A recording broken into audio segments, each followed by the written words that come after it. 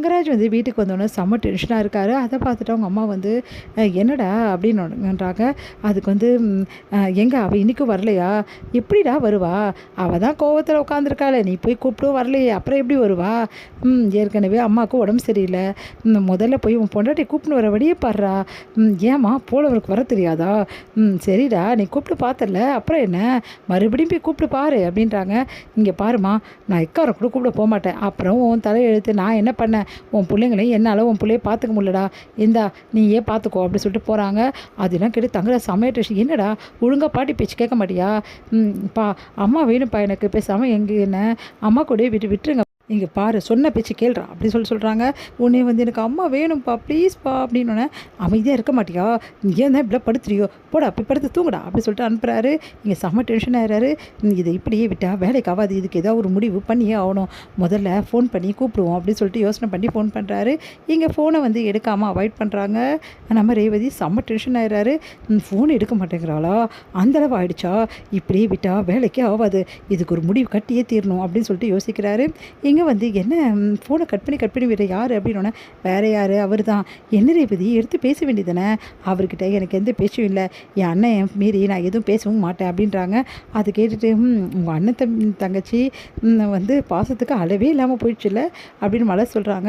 வேற என்ன, இவரை நம்ம இப்படியே விட்டால் தான் வேலைக்கு ஆகும், நீ விடுங்க நான் பார்த்துக்கிறேன் அப்படின்னு சொல்லிட்டு ரேவதி சொல்லிட்டு போகிறாங்க. இங்கே வந்து செம கோவமாக இருக்கார்.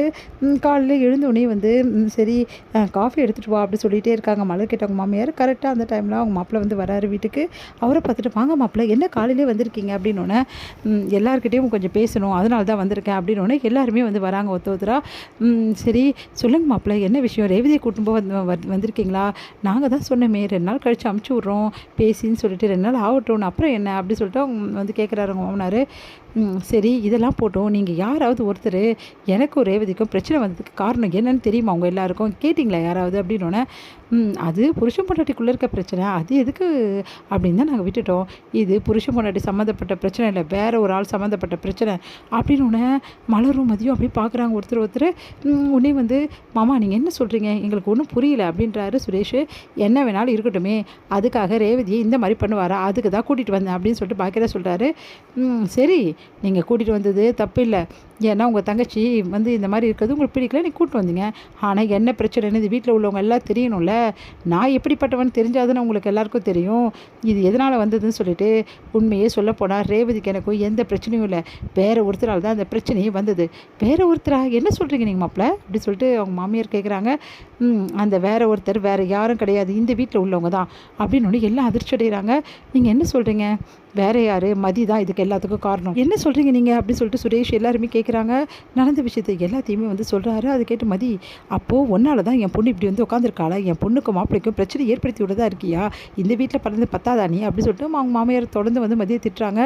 உடனே வந்து சுரேஷ் வந்து, ஆமாம் கொஞ்ச நேரம் சும்மா இருங்க, சரிங்க மாமா இதெல்லாம் நடந்தது இருக்கட்டும், ஆனால் நீங்கள் வந்து மதிக்கிட்ட நடந்தது தப்பு தானே, அவள் வேலை எதுக்காக நீங்கள் காலி பண்ணணும், அதனால தானே பிரச்சனையை ஆரம்பிச்சுது அப்படி சொல்லிட்டு சுரேஷ் சொல்கிறாரு. அதை கேட்டு எல்லா சுரேஷ் அப்படியே அதிர்ச்சியாக பார்க்குறாங்க. சுரேஷ் ஆகுது அப்படி சொல்லிட்டு, என்ன மச்சான் நீ இப்படி பேசுகிற, உனக்காக தான் நான் இவ்வளவும் பண்ணேன், இங்கே பாருங்கள் மாமா நான் பண்ண சொல்லி உங்களை கேட்கல, அவளோட வேலையில் அவள் பார்த்துப்பா, எனக்காக வந்து அடங்கணுன்றதுக்காக அவள் வேலையை வந்து பறிக்கிறது ரொம்ப பெரிய தப்பு மாமா, பத்தாதுன்னு அவளுக்கு வந்து வேலை கன்ஃபார்ம் ஆகிற டைமில் நீங்கள் இப்படி பண்ணியிருக்கீங்க, அது தப்பு தானே மாமா அப்படின்னு ஒன்று பயங்கரமாக அதிர்ச்சி அடைகிறாரு. மாப்பிள்ளை அப்படி சொல்லிட்டு எல்லாருமே அதிர்ச்சியாக பார்க்குறாங்க சுரேஷ் ஆகுது அப்படின்னு.